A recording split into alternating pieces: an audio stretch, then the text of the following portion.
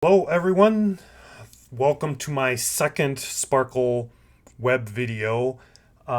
This one is for everybody, mainly beginners, because if you're not a beginner, you may have run into this and know what to do for this situation. But this is a good thing to know, so I'm going to go over it, and you'll have an answer for when you run into this and know how to fix it. So the first thing we're going to do is we're going to create a new image.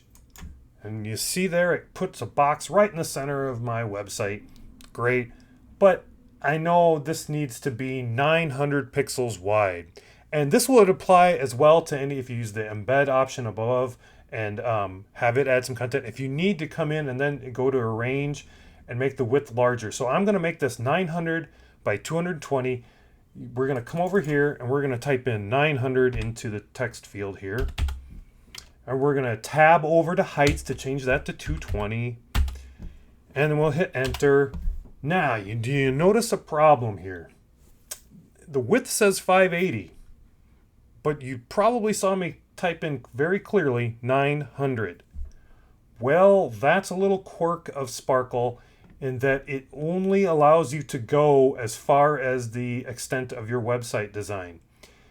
It won't overlap. It won't let you do anything. It won't push it over.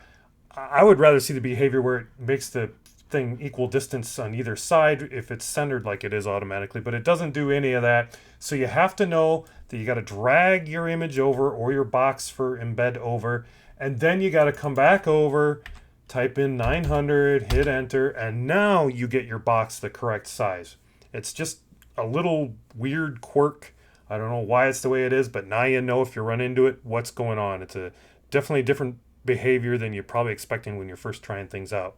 Have a good day. Bye-bye.